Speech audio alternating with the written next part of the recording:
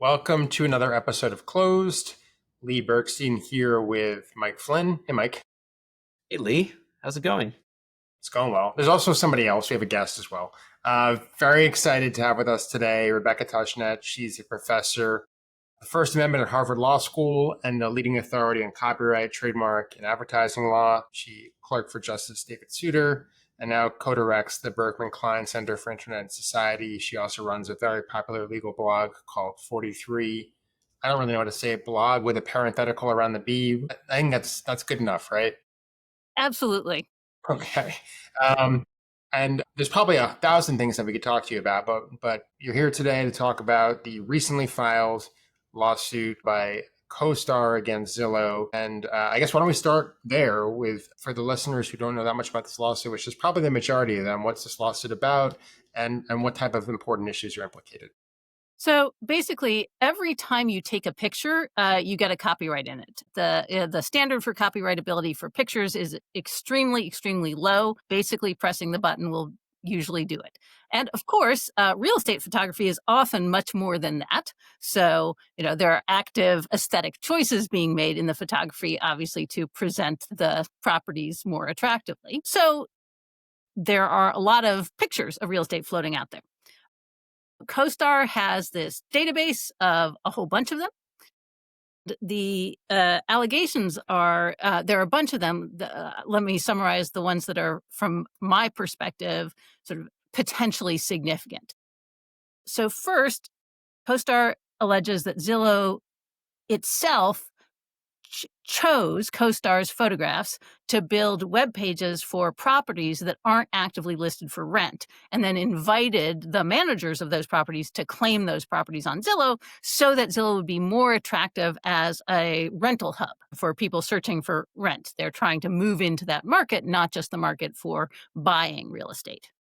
In addition, other things that CoStar thinks are infringing are, so a lot of times when Zillow didn't upload the pictures, somebody else uploaded them. That's usually not Zillow's responsibility, but CoStar alleges that Zillow curates the photographs on active listings so that it's actually looking through them. And it sends the listings, including the photographs, to partner sites. And it also is allegedly using machine learning to evaluate these images in order to recommend visually similar properties to people who are searching and seem interested in one place. And so CoStar alleges that this is a massive infringement scheme, and also that Zillow is vicariously liable for the infringement by individuals who upload pictures that turn out to be CoStars. And vicarious liability it's actually a very expansive concept in copyright. So usually, especially if you're like a landlord,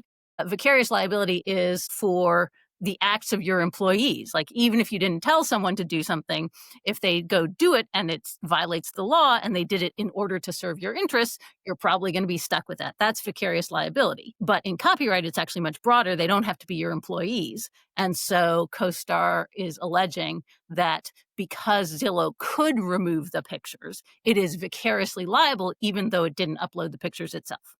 So that's kind of a real quick summary.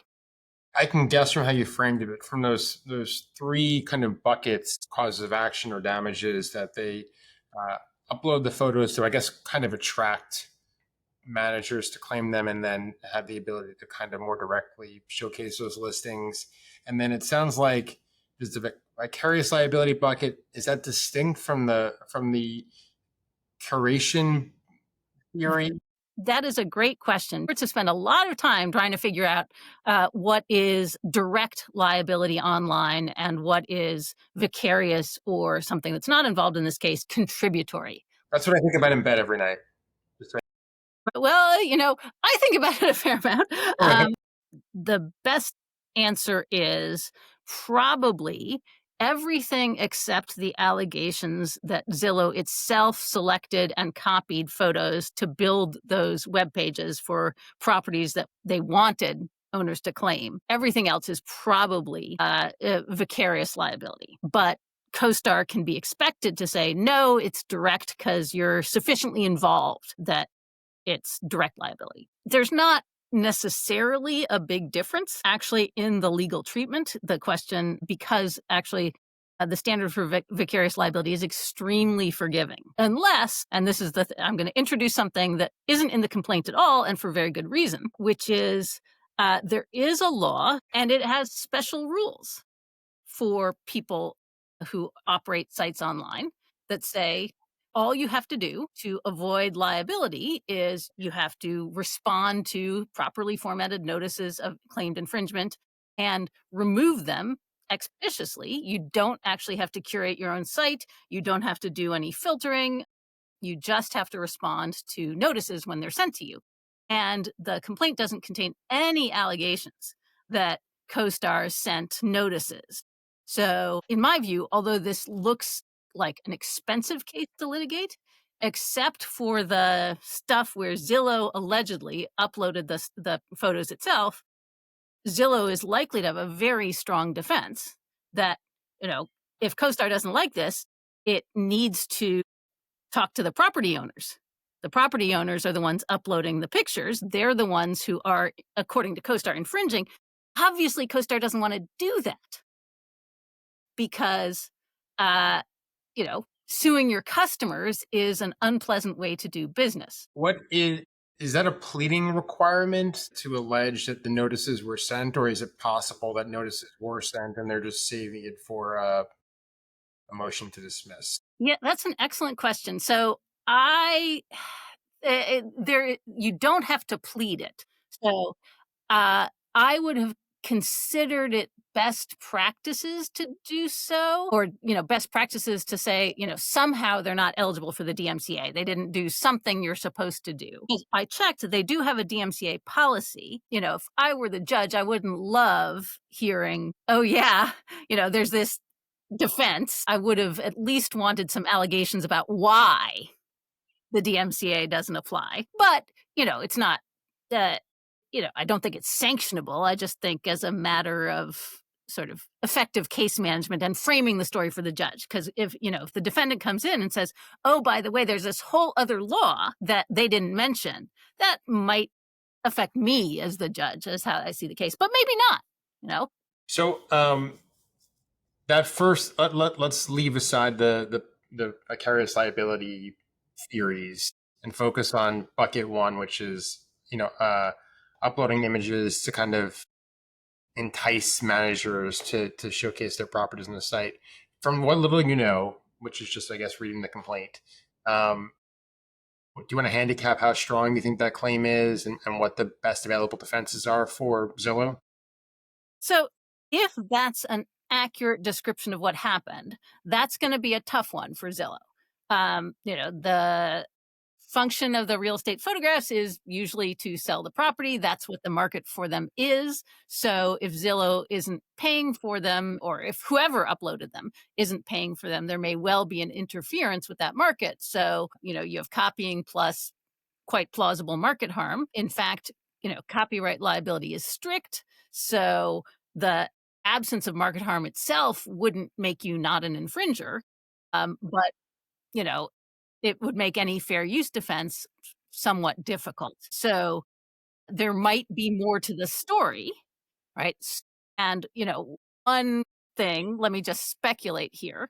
If, for example, they hired a third-party contractor, then we get a similar set of questions. Although I think if you actually hired someone and paid them to do this, we're just probably going to want to see you doing some due diligence on that. So, it wouldn't necessarily get them off the hook. I just don't have enough information. But if Zillow or, people acting for Zillow did just go and say, hey, these look fine, yeah, that would not be a good set of facts for Zillow. You raised the specter of fair use as a potential defense.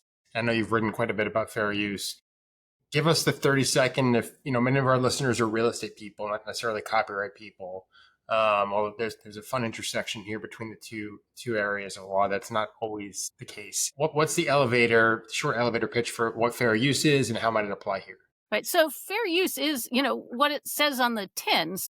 copyright doesn't cover every possible use you might make. There are things that we in general approve of. Usually they're things that provide a social benefit and that don't meaningfully harm the copyright owner's incentives to produce work. So criticism, commentary, actually a great example in the real estate industry is floor plans. So these days, architects can actually have copyright in their floor plans, but a court recently held that nonetheless, real estate agents have the right to redraw the floor plans so they can show what the house looks like, because that's very useful to selling a house.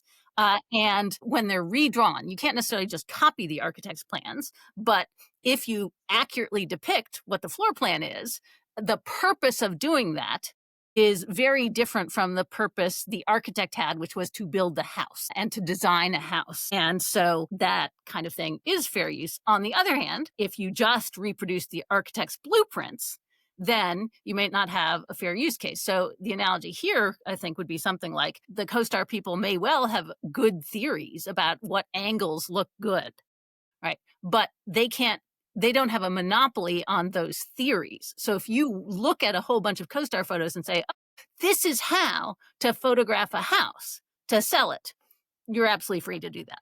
And then is there, I guess, is there a distinction with respect to the purpose? So if the photos were just being used for a listing that they had already acquired versus using it as a carrot to bring in potential managers of properties, is there a distinction there? Not a big one. So basically, the idea is that the photographs have a little bit of an economic life of their own. Maybe not a lot, but enough. So an analogy would be, you don't own a bottle of, hair conditioner that you buy, but say you're a reseller, you take a photograph of stuff you have in stock. That's your photograph. And if somebody else just copies the photograph to sell their own bottles of the conditioner, they could be infringing your copyright, even though they're not like stealing your conditioner or anything. So I would say that it seems unlikely to me that there'll be a big difference between properties that they acquired and properties that they want to acquire. The difference is kind of who's doing it, and that might be much more important. Again, there hasn't even been an answer posited or a motion, but put yourself in Zillow's defense team's armchair for a second. Is fair use the most likely defense that they're going to assert? I guess you always use that. So, in previous litigation, they haven't necessarily succeeded on various fair use arguments. The arguments might be different here. Actually, what I would expect would play a big role in this case is an antitrust counterclaim. So, although copyright is an exclusive right, you actually can't use copyrights to violate the antitrust laws. And if you are, a big owner of copyrights in real estate photographs, you may be able to control the market for those and charge super competitive prices. And interestingly enough, the Ninth Circuit just a couple of weeks ago revived antitrust claims of exactly this nature against CoStar in a different case where CoStar is also accusing the defendants of copyright infringement. And the court said, there's plausible arguments here that CoStar is a monopolist and is using its exclusive rights and refusing to do licensing in ways that violate the antitrust laws. And in that case, then the copyright would likely be unenforceable, at least until the abuse is purged. Would you have to show that Zillow or didn't make efforts to license the photos first before you can make that argument, or is the availability of licensure kind of independent from just the monopolistic argument? So it's not unrelated, but the complaint itself alleges that CoStar refuses to license. Okay. Or I should say refuses to license to competitors. It does license to individual homeowners and, individual property listers. Yeah, I'm curious to hear a little bit more about, even though it sounds like maybe it's the strongest of the three buckets of claims, the machine learning claims. I feel like this is going to be where we're headed, right? No, that's total junk. I gotta say, so it's quite notable. So copyright It's in the name. It's about making copies, although Congress has expanded the scope of copyright. So there are actually some other activities, public display, public performance, distribution, but internally analyzing images for their contents and for their structural resemblance to other images, not in the bundle of rights. It might require making some internal copies, but if what you're doing is getting factual data out of them, which those are the allegations, that's really clearly a fair use. Like, I have no hesitation about that.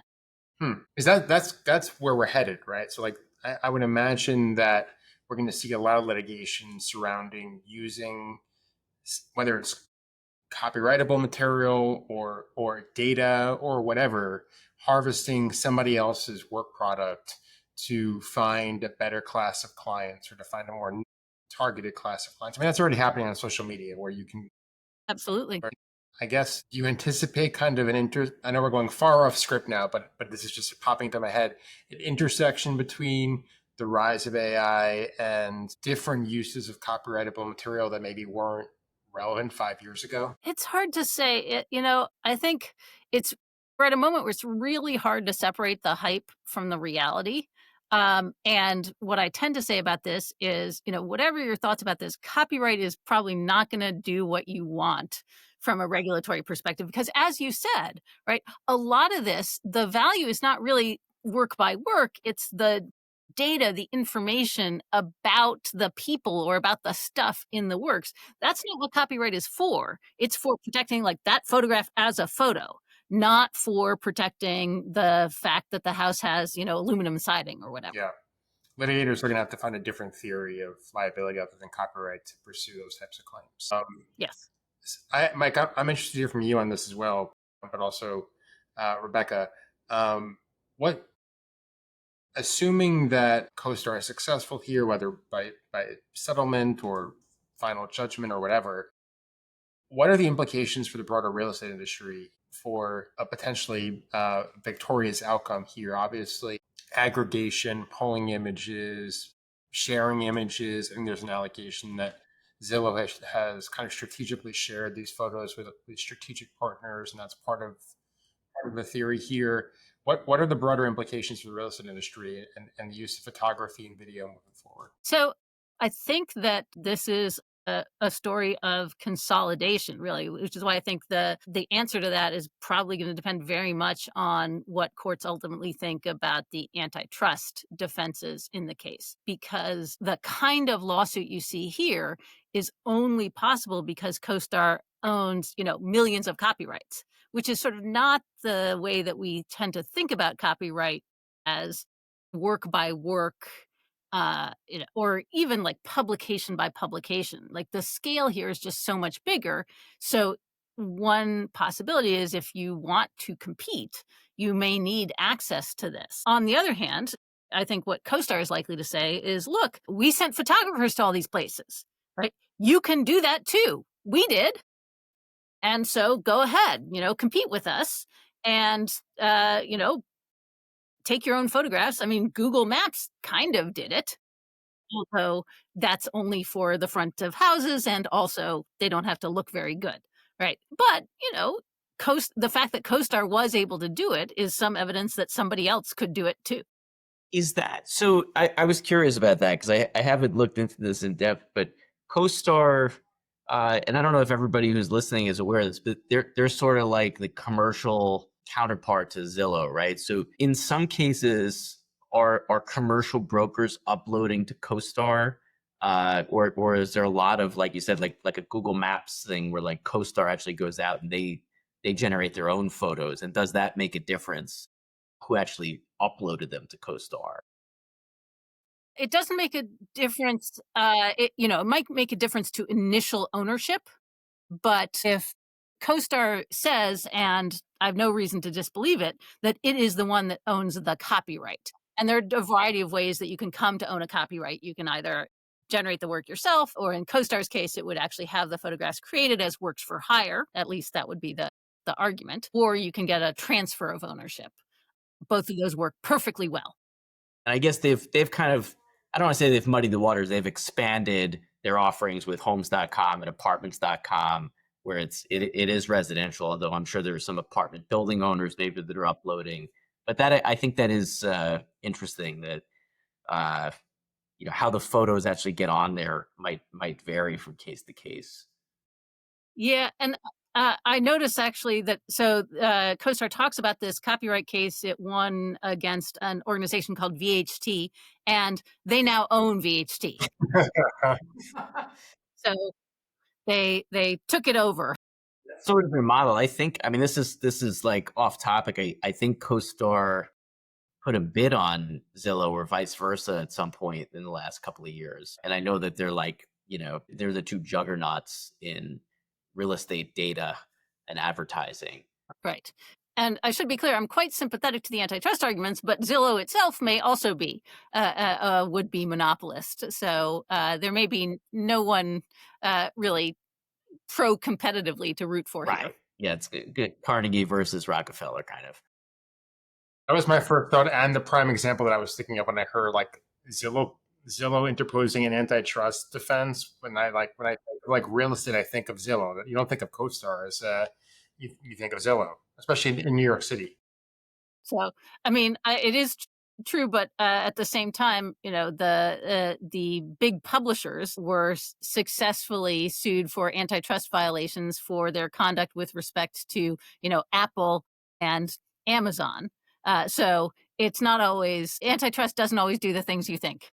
The rich get richer is how it often goes. The last question I have anyway is, as the global internet becomes more localized, as there's more attribution, amalgamation of companies and sites and data and photos, are there any legislative fixes here? Are there legislative fixes in the works? What are ways that the legislature are looking to make things a little more competitive, if at all? Yeah, and again, I think it probably doesn't come from copyright. I think there are definitely things that the Federal Trade Commission could be doing to deal with anti-competitive behavior in a lot of industries. I'm sure you've heard of the lawsuit over rent, coordinated raising rent. So that's the kind of thing, and of course that's much easier when you have big data. In fact, machine learning might naturally lead to antitrust violations as it tries to optimize prices.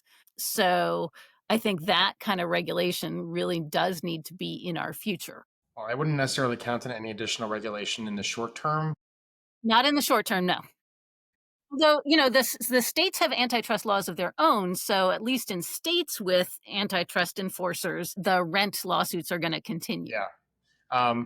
I know I said the last question, but now I just thought of something with the respect to machine learning, and I don't know why I keep harping on this. But what I could certainly see happening, and maybe this is already happening, is smaller companies, brokers, et cetera, looking to subvert the threat of a copyright infringement lawsuit, taking all these publicly available data sets, photographs from CoStar, Google Maps, other publicly available images, feeding it into AI machine learning and saying, provide new photographs of this house or of this property or of this building based on everything I'm giving you. I'm sure this is already happening, actually. To what extent is that a copyright violation? It's a great question. And I want to be clear. My answer to this is contested, but my answer to this is that's actually a totally fine use. That should be a fair use because if all you're doing is extracting the facts, what the house looks like from the photos, and for example, you use it to like infer a 3D image, then nothing in that 3D image is something that copyright protects. In fact, copyright in photographs protects things like the choice of angle and the lens that you used and the focal length, right? So what's in frame, what's out of frame, and once you remove things like what's in frame, what's out of frame, and the focal length and stuff like that, then you've taken what you are no longer using what was copyrightable in the photo, and you're just left with the thing depicted in the photo, which there's no copyright in. We're going to clip that and give that to our clients, and they can rely on your advice. They cannot. I'm a lawyer, but I'm not your lawyer. Now, this is great and very informative, and we'll be closely following how this lawsuit plays out if these are marketed. People listening want to hear more from you, want to read your blog, want to find you on social media. Where should they go? What should they listen to? What should they do? So my blog is at tushnet.blogspot.com and has links to all the places you can find me. Awesome. Great. Well, thank you so much for the time. We really appreciate it. And, maybe after there's a resolution to this case in 2 or 3 years, you can come back on and we can discuss it. All right. Thank you for having me. Thank you. Thanks, Rebecca. For more on all things real estate and the law, subscribe to this and our other podcasts. Follow Bergstein, Flynn, Knowlton, and Polino on social media. Subscribe to our newsletter and go to bfklawoffice.com. That's bfklawoffice.com to learn more.